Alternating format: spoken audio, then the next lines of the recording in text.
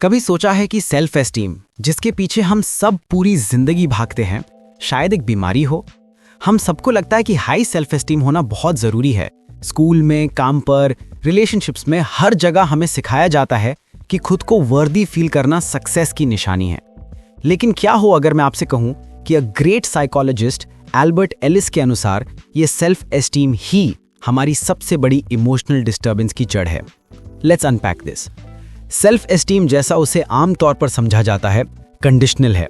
मतलब आपकी वैल्यू, आपकी वर्थ दो चीजों पर टिकी हुई है। पहला आपकी सक्सेस और दूसरा दूसरों का अप्रूवल। सोचिए इसके बारे में।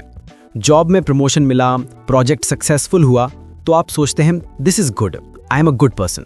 और अगर फेल हो गए, टारगेट मिस हो गया तो आप सोचते हैं this is bad, I am a bad person. Same चीज रिलेशनशिप्स में होती है। किसी ने आपकी तारीफ कर दी, आपको सोशल मीडिया पर वैलिडेशन मिल गया तो आप फील करते हैं आई एम अ वर्दी पर्सन। और अगर किसी ने आपको रिजेक्ट कर दिया या क्रिटिसाइज कर दिया तो आपकी सेल्फ वर्थ नीचे चली जाती है। ये एक बहुत ही डेंजरस गेम है। क्यों? क्योंकि आप एक फैलेबल ह्यूमन हैं। गलतियां करना, फेल होना, हर किसी का अप्रूवल ना जीत पाना, ये सब लाइफ का हिस्सा है। इसका मतलब ये हुआ कि आपकी सेल्फ एस्टीम हमेशा ऊपर नीचे होती रहेगी, एक रोलर कोस्टर की तरह। और जब आपकी सेल्फ वर्थ आपके परफॉर्मेंस पर डिपेंड करती है तो आप इंपॉर्टेंट काम करने से पहले ही एंग्शियस हो जाते हो। क्या मैं कर पाऊंगा? लोग क्या कहेंगे? और ये एंग्जाइटी आयरॉनिकली आपके फेल होने के चांसेस बढ़ा देती है। तो फिर सोल्यूशन क्या है? अगर सेल्फ एस्टीम एक ट्रैप है तो इसका ऑल्टरनेटिव क्या है? कुछ फिलोसोफर्स ने सदियों पहले एक दूसरा रास्ता सुझाया था, जिसे कहते हैं unconditional self acceptance, short form में USA। ये कॉन्सेप्ट सिंपल है पर बहुत पावरफुल है। USA के अनुसार आप अपने काम को, अपने एक्शंस को जरूर रेट करते हैं। आपका काम गुड या बैड हो सकता है, सक्सेसफुल या अनसक्सेसफुल हो सकता है, लेकिन, और ये सबसे इंपॉर्टेंट पार्ट है, आप अपने सेल्फ को, अपनी बीइंग को, अपनी पर्सनैलिटी को रेट नहीं करते। आप ये मानते हैं कि आपका परफॉर्मेंस आपका एक हिस्सा है, पर वो पूरे आप नहीं है। आपने कोई काम किया, अच्छा या बुरा, उसकी रिस्पॉन्सिबिलिटी आपकी है, लेकिन वो सिर्फ एक परफॉर्मेंस है। कल आप कुछ अलग कर सकते हैं। आप हजारों अलग अलग बिहेवियर्स का, अच्छे, बुरे और न्यूट्रल बिहेवियर्स का एक कॉन्स्टेंटली बदलता हुआ कॉम्बिनेशन हो। आप अपने बिहेवियर से बढ़कर हो। तो आप खुद से कहते हो, हाँ मैंने ये काम किया, ये डिजायरेबल या अनडिजायरेबल था, और फ्यूचर में भी मैं ऐसे बहुत से काम करूंगा, लेकिन मैं अपने काम के बराबर नहीं हूं। मैं एक इंसान हूं जो अच्छा और बुरा दोनों तरह से बिहेव करता है, पीरियड। आप अपने थॉट्स, फीलिंग्स और एक्शंस की इफेक्टिविटी को इवैल्यूएट करते हो, लेकिन अपने टोटल सेल्फ को कभी मेजर नहीं करते, क्योंकि आप एक प्रोसेस हो, कोई स्टैटिक चीज नहीं। आप बदल रहे हो, ग्रो कर रहे हो, आपको मेजर किया ही नहीं जा सकता। यह है अनकंडीशनल सेल्फ एक्सेप्टेंस। यह आपको किसी से मिलती नहीं, ना भगवान से, ना आपके पेरेंट्स से, ना आपके थेरेपिस्ट से। यह आप खुद को देते हो बाय चॉइस। आप डिसाइड करते हो कंडीशनल सेल्फ एक्सेप्टेंस काम नहीं करती, इसलिए मैं खुद को अनकंडीशनली एक्सेप्ट करने का डिसीजन लेता हूं। और जब आप ये डिसीजन ले लेते हो तो इससे आपसे कोई छीन नहीं सकता, सिवाय आपके। तो आप सेल्फ एस्टीम और सेल्फ एक्सेप्टेंस दोनों में से चूज कर सकते हो, या एक तीसरा और भी बेहतर ऑप्शन चूज कर सकते हो। अपने आप को कोई ग्लोबल रेटिंग दो ही मत। अपने गोल्स और वैल्यूज चुनो और ये देखो कि आप उन्हें अचीव करके कैसा फील करते हो, अच्छा या बुरा। पर खुद को रेट करना बंद कर दो। आपकी टोटलिटी इतनी कॉम्प्लेक्स और इतनी चेंजिंग है कि उसको मापा नहीं जा सकता। इस आइडिया को एक्सप्लोर करने वाले अकेले एल्बर्ट एलिस नहीं थे। साइकोलॉजी में 1969 में नथानियल ब्रैंडन ने एक बुक लिखी, the psychology of self esteem. उन्होंने कहा कि सेल्फ एस्टीम के दो पिलर्स हैं, सेल्फ कॉन्फिडेंस, यानी ये विश्वास कि आप काम कर सकते हो, और दूसरा सेल्फ रिस्पेक्ट। ब्रैंडन का शुरू में फोकस कॉम्पिटेंस और रीजन पर था कि अगर आप कॉम्पिटेंट हो तभी आप खुद की रिस्पेक्ट कर सकते हो। ये एक बहुत हाई स्टैंडर्ड सेट करता है, क्योंकि कोई भी हमेशा कॉम्पिटेंट नहीं हो सकता। इसी दौर में एक और बहुत बड़े साइकोलॉजिस्ट थे, कार्ल रॉजर्स। उन्होंने अनकंडीशनल पॉजिटिव रिगार्ड का कॉन्सेप्ट दिया। उनका कहना था कि एक थेरेपिस्ट को अपने क्लाइंट को पूरी तरह से एक्सेप्ट करना चाहिए, चाहे उसके एक्शंस या फीलिंग्स कुछ भी हों। एक बहुत ही प्रोग्रेसिव आइडिया था, लेकिन एलिस ने इसमें एक छोटा सा फ्लॉ देखा। उनका कहना था कि जब थेरेपिस्ट आपको अनकंडीशनल एक्सेप्टेंस देता है तो आप ये सोचने लगते हो, क्योंकि मेरा थेरेपिस्ट मुझे एक्सेप्ट करता है इसलिए मैं एक अच्छा इंसान हूँ। मतलब आपकी सेल्फ एक्सेप्टेंस अभी भी किसी और पर, किसी एक्सटर्नल सोर्स पर डिपेंडेंट है, वो अंदर से नहीं आ रही। तो हम वापस उसी कोर आइडिया पर आते हैं। असली आज़ादी तब मिलती है जब आपको अपनी वर्थ प्रूव करने के लिए किसी एक्सटर्नल वैलिडेशन की ज़रूरत नहीं पड़ती।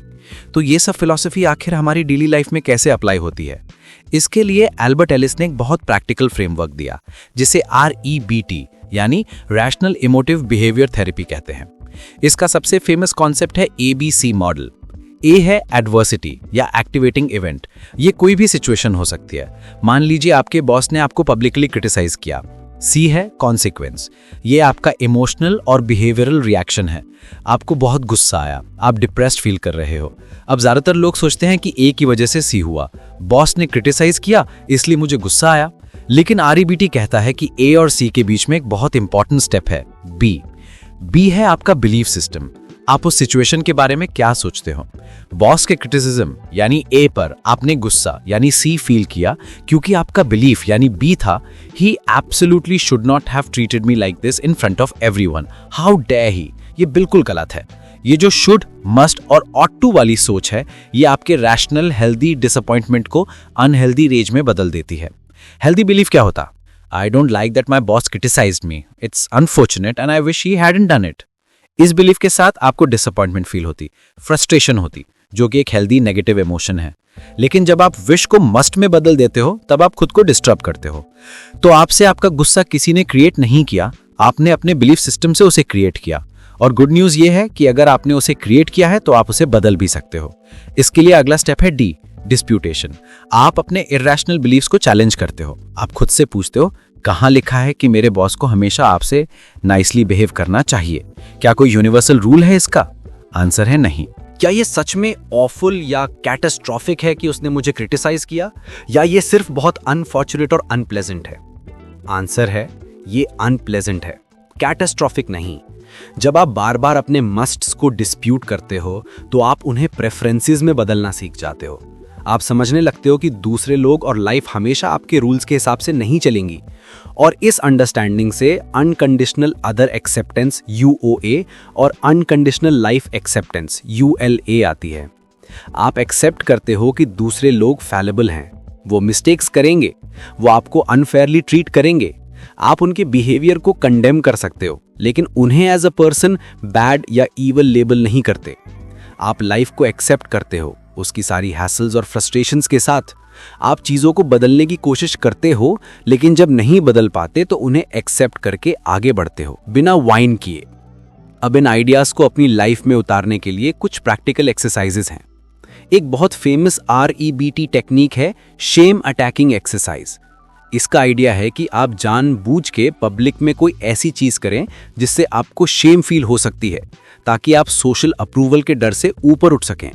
फॉर एग्जाम्पल, मेट्रो में ट्रैवल करते हुए हर स्टेशन का नाम जोर से अनाउंस करना, या किसी बिजी मार्केट में 5 मिनट के लिए उल्टा चलना।